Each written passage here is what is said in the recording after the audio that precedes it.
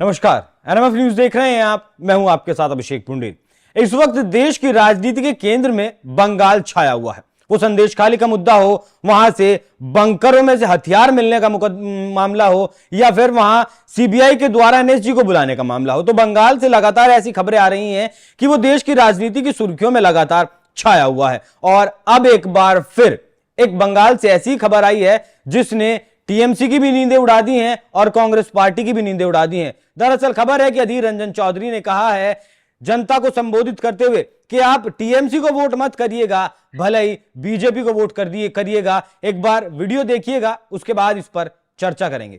तृणमूल के भोट का माने तब तक वाले बीजेपी के वोट दी दिला, तृणमूल के वोट दिया माने तब तक वाले बीजेपी के वोट दी दिला। इस खबर पर चर्चा करने के लिए मेरे साथ मौजूद है हमारे वरिष्ठ पत्रकार पंकज प्रसून। बहुत बहुत स्वागत है सर आपका। कांग्रेस नेता अधीर रंजन चौधरी कांग्रेस का एक बड़ा नाम है, वो कांग्रेस पार्टी के लिए वोट नहीं मांग रहे, बीजेपी के लिए वोट मांग रहे हैं। बंगाली में अधीर रंजन चौधरी साहब बोल रहे थे कि तृणमूल कांग्रेस को वोट देने से बढ़िया है कि बीजेपी को वोट दे दो। ये कांग्रेस के नेता है जी, सबसे बड़े नेता है बंगाल के। यहां कहा जा सकता था कि अगर टीएमसी को वोट नहीं देना है तो आप कांग्रेस को वोट दीजिए। कांग्रेस को दे दो, मेरे सहयोगी सीपीएम को दे दो, किसी को दे दो। बोल रहे हैं कि बीजेपी को दे दो। मैंने कहा ना, कैसे कैसे लोग पाल रखे। दरअसल देखिए, गंभीर बात मैं बता रहा हूं।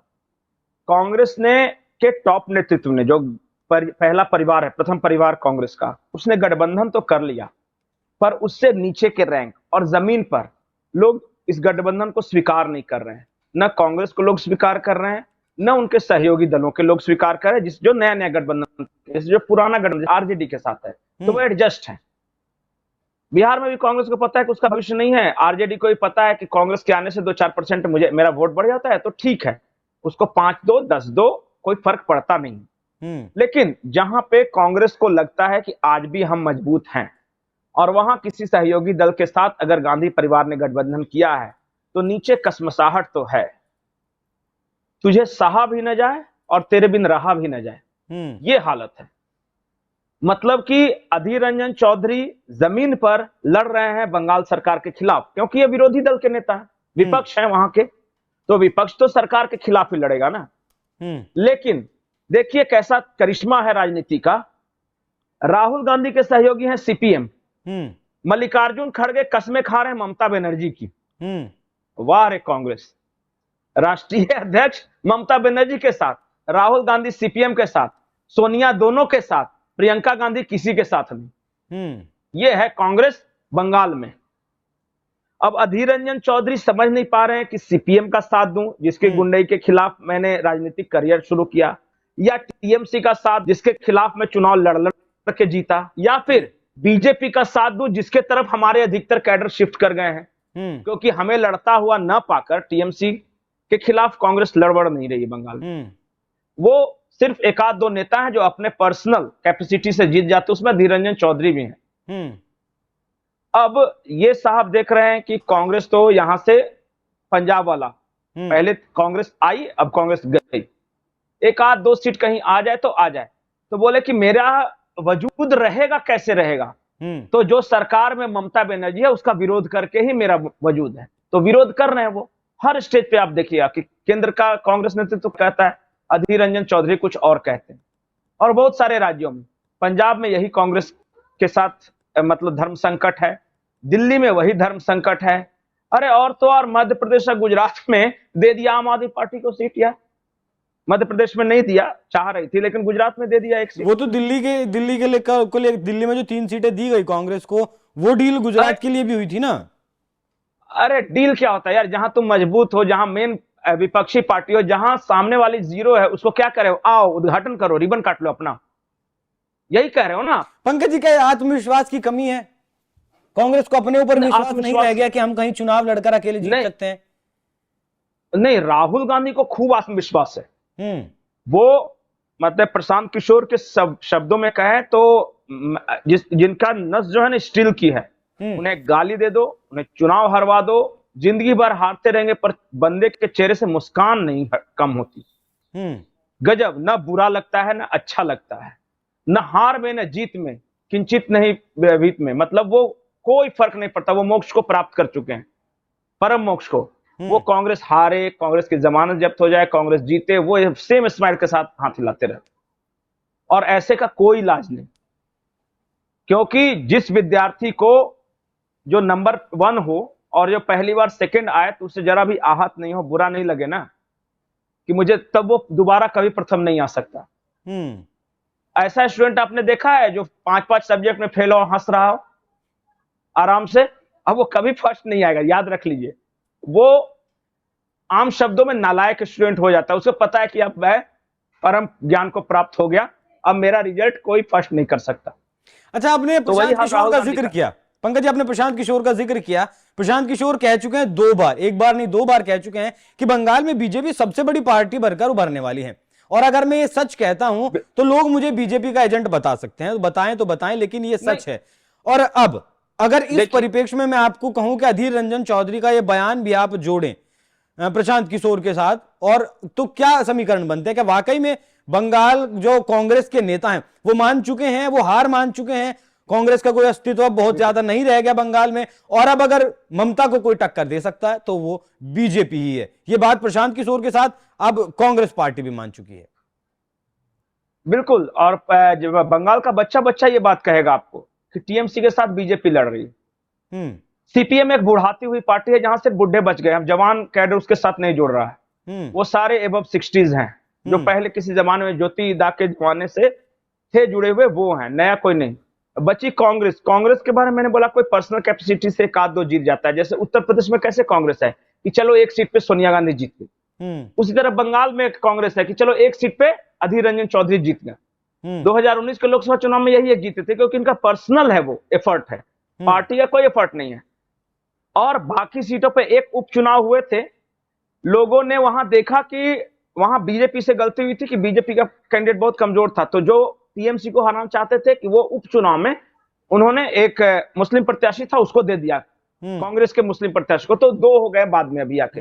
लेकिन बाकी बंगाल में कोई आपको कांग्रेस का नाम लेवा मिलेगा नहीं। उस उपचुनाव की जीत से कांग्रेस बहुत उत्साहित हुई थी पंकज जी। किससे उत्साहित हुई थी? उपचुनाव में जो जीत मिली थी जिसका आपने अभी जिक्र किया, उससे कांग्रेस बहुत उत्साहित हुई थी। तो उसके बाद किया क्या कांग्रेस? देखिए, उपचुनाव में जीत मिली, उसके बाद राहुल गांधी का न्याय यात्रा शुरू हुआ। उनको आना चाहिए था बंगाल में, और पूरे बंगाल में घूम घूम कर दीदी का जो गुंडा राज है, माफिया राज है, तोलाबाजी है, उसके खिलाफ एक हुंकार भरनी चाहिए थी, ताकि दीदी के खिलाफ वोटर वापस कांग्रेस में जुड़ते। और कांग्रेस के साथ तो वो मजबूरी भी नहीं है कि मुस्लिम इसके साथ नहीं जुड़ेंगे, इसके साथ तो वहां सताए हुए पीड़ित मुसलमान भी जुड़ जाते। तो इन्होंने क्या किया कि पहला दिन दीदी ने इनको एंटर नहीं करने दिया, दूसरा दिन ये गुहार लगाते रहे, तीसरा दिन मल्लिकार्जुन खड़गे ने समझाया, चौथा दिन राहुल गांधी गायब बंगाल से। ऐसे लड़ाई लड़ रहे थे वो, इसलिए कि दीदी नाराज ना हो जाए। देश की राजनीति के स्तर पर हमें दीदी की बहुत जरूरत है। तो दीदी तो तुम्हारी जरूरत पूरी करेगी नहीं, क्योंकि दीदी तो अपनी पार्टी देखेगी। उनका जो भी आ जाए, 15, 16, 17, 18 जो भी आ जाए, वो तो दीदी का रहेगा। दीदी तो फिर अपने मन की मर्जी की मालिक हो जाएगी। तुम इस उम्मीद में दीदी के हर कुकर्म को इग्नोर कर रहे हो कि लोकसभा चुनाव के बाद हमें संसद में सहयोग करेंगी, तो तुम बेवकूफ कोई नहीं। अच्छा, आपका गणित क्या कहता है, बीजेपी और टीएमसी को कितना सीटें हैं? देखिए, मेरा जो अंदाज है ये बिल्कुल सही है। लोग आपको जो कह रहे हैं मुझे भी वो कह सकते हैं, लेकिन बंगाल में बीजेपी इस बार सिंगल लार्जेस्ट पार्टी बनने जा रही है। मैंने कई वीडियोस में ये कहा है, आज भी कह रहे हैं। लोग कहते हैं गोदी मीडिया। अच्छा बताइए, जिसकी सरकार बनने वाली है और उसके बारे में कह दे तो गोदी मीडिया, कल को बन जाएगी तो हम कौन सी मीडिया हो जाए? और जिसके बारे में पता है कि उसकी 100 सीटें भी नहीं आने वाली है, मैं कांग्रेस की बात कर रहा हूं, उसके बारे में क्या बोल दें? नहीं, हम तथ्यों पे तो बात करते हैं, जो लोग परसेप्शन पे बात करते हैं, सिर्फ एक परसेप्शन कर देते हैं, लोग उनके बारे में नहीं बोलते। सिर्फ एक परसेप्शन पर इस देश के बड़े बड़े पत्रकार जिनके नाम बहुत बड़े हैं, सिर्फ एक परसेप्शन बनाते हैं कि अगर ऐसा हो गया तो ऐसा हो जाएगा। अरे भैया, जो हो रहा है उसमें ये ना, काहे का बड़ा पत्रकार यार, चैनल से धक्के मार के निकाले हुए यूट्यूब 2019 का आधार बनाकर रिजल्ट बताइए ना। नहीं, किसी के आधार बनाकर रिजल्ट नहीं बताएंगे। मेरे मन में जो ख्वाहिशें हैं वो बताते हैं। बस अगर सारा मुसलमान आ गया, अगर ओबीसी दलित पिछड़ा सब आ गया तो कांग्रेस की सरकार बन जाए। अरे सब आइए गया तो बनिए नहीं जाएगी, लेकिन ये बताओ ना। ये नहीं, वो हाँ देखिए, बहुत ज्यादा लोग महंगाई से परेशान हैं और बेरोजगारी से परेशान हैं, तो सारा लोग मिलकर दे दें कांग्रेस से आ जाएगा। अरे परेशान है तो लोग ये भी तो देखें कि कांग्रेस के जमाने में कैसा था। ये भी तो जज करेंगे ना बिल्कुल कि मनमोहन सिंह के जमाने से बेहतर स्थिति है कि नहीं। चलिए एक आखिरी सवाल बंगाल की पर, सरकार है। एक आखिरी सवाल बंगाल पर, शाम दाम दंड भेद सब कुछ अपना रही है ममता दीदी चुनाव को जीतने के लिए 24 का। जिस तरीके से एनएसयू ने जखीरा बरामद किया उसके बाद क्या कुछ और बड़ा हो सकता है बंगाल में? देखिए बंगाल में लड़ाई कैसे चल रही है मैं बताऊं। एक तरफ बंगाल स्टेट का प्रशासन, दूसरी तरफ सेंटर का प्रशासन, पावर इक्वेट। एक तरफ बंगाल का गुंडा राज, दूसरी तरफ बीजेपी शुभेंदु अधिकारी के नेतृत्व में कैडर तैयार किया है जो मुंह तोड़ जवाब भी दे रहा है। तीसरी शक्ति है मातृशक्ति, जिसके साथ संदेशखाली में हुआ, हुबली में हुआ, ये बहरामपुर में हुआ, बहुत जगह शांतिपुर में हुआ, ये सारी जगहों पे हुआ है, बशीर घाट में हुआ। तो वो मातृशक्ति टीएमसी के खिलाफ एकजुट हो रही है और ये मातृशक्ति उखाड़ेगी। देखिएगा आज जो भी आप परसेप्शन बना लिए बैठ के जो भी कर रहा है, महिला voter is deciding voter in Bengal. और इस बार महिला वोटर बोल नहीं रही है, लेकिन सबको पता है कि ये गुंडा राज का सबसे ज्यादा शिकार, सबसे ज्यादा पीड़ित महिलाएं हैं। इसलिए इस बार वहां पे महिला वोटर चुपचाप कमल छाप, मुस्लिम महिला वोटर भी यकीन मानिएगा। देखिएगा मैं आपको आंकड़े निकाल के दिखाऊंगा कि जहां मुसलमानों की आबादी है वहां बीजेपी को मुस्लिम महिला वोटरों के कितने अच्छे वोट मिले। बिल्कुल जी, आधी आबादी पर कि अब्दुल ने वोट दे दिया। हाँ, मुझे पता है, मैं बहुत ऐसी बुर्का नशीब महिलाओं को जानता हूं बंगाल में जिनके साथ घरों में अत्याचार हो रहा है, जिनके साथ हलाला के नाम पे 3-3, 4-4 विवाह के नाम पे, कहीं देवर उनके साथ गलत कर रहा है, कहीं ससुर गलत कर रहा है, कहीं कोई बहनों या के गलत कर रहा है, उनको मतलब कि सेक्स टॉय बना के रखा है। वो समझ रही है इस बात को। इंतजार कीजिए, बंगाल है, देवी दुर्गा की भूमि है। इसलिए मैं कहता हूं woman power deciding power in Bengal. जिस आधी आबादी के जरिए ममता दीदी 2011 से अब तक शासन कर रही हैं, प्रधानमंत्री मोदी ने भी उसी आधी आबादी को टारगेट किया है और जब भी वो बंगाल जाते हैं उस आधी आबादी का जिक्र करना नहीं भूलते। लेकिन जिस तरीके से अब कांग्रेस के बड़े नेता बंगाल के अधीर रंजन चौधरी बीजेपी के लिए वोट मांगने लगे हैं, उस पर आपका क्या कुछ कहना है? अपनी राय हमें कमेंट कर जरूर बताइएगा। साथ ही बताइएगा ये चर्चा आपको कैसी लगी। बहुत बहुत धन्यवाद पंकज जी, नमस्कार।